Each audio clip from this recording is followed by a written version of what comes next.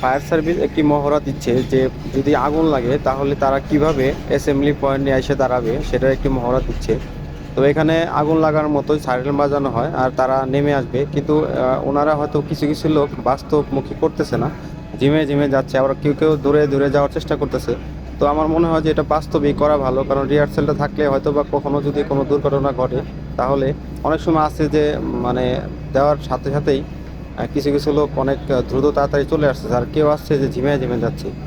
তো এটা কিন্তু আসলে বলে আসে না, কখনো দুর্ঘটনা বলে আসে না, হঠাৎ করে হতে পারে, সেজন্য এটা আমার মনে হয় সিরিয়াসলি নেওয়াই ভালো। তো এটাই দেখাচ্ছে ফায়ার সার্ভিসতে কিভাবে আপনার যদি আগুন লেগে যায় কখনো, তাহলে আপনি কিভাবে নামবেন। এক জায়গায় সবাই সারিবদ্ধ হয়ে দাঁড়িয়ে মানে থাকবেন।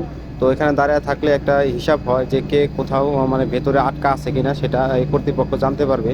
সবাই যদি একত্রে যদি সবাই ছোটাছুটি করে যার যার মধ্যে সবাই চলে যায় তাহলে কিন্তু তারা এই হিসাবটা রাখতে পারবে না। সেজন্যই যে যখন ফায়ার বেলটা দেওয়া হবে বা মানে সাইরেনটা বাজবে, তখন যে যেখানেই থাক যেন থাক না কেন তাদের যে একটা অ্যাসেম্বলি পয়েন্ট আছে সেখানে এসে তারা দাঁড়াবে।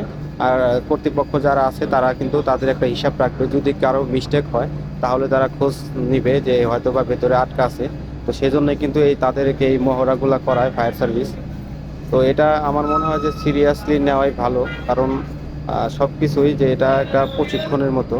তো আবার এদিকে যারা হচ্ছে আগুনের ভেতরে আপনার কোনো যদি মিস্টেক থাকে তাহলে এখানে আবার চিকিৎসক আছে, মানে কিছু কিছু ওদেরকে রেখে প্রাথমিক যে চিকিৎসা, কোনো যদি আহত হয় সেক্ষেত্রে তাদের জন্য যে প্রাথমিক চিকিৎসারও ব্যবস্থা মানে করা হয়েছে। এটাও একটা মহড়া যে তারা যদি কখনো অসুস্থ হয়ে যায় তাহলে তাদের জন্য প্রাথমিক চিকিৎসা করে মানে সামরিক তাদের জন্য করা হয়, সেজন্য কিন্তু এদিকে রেডি রাখছে।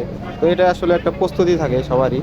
মহড়া মানে কে কী কাজ করবে সেটা মনে রাখার জন্য এবং কি প্র্যাকটিস করার জন্য।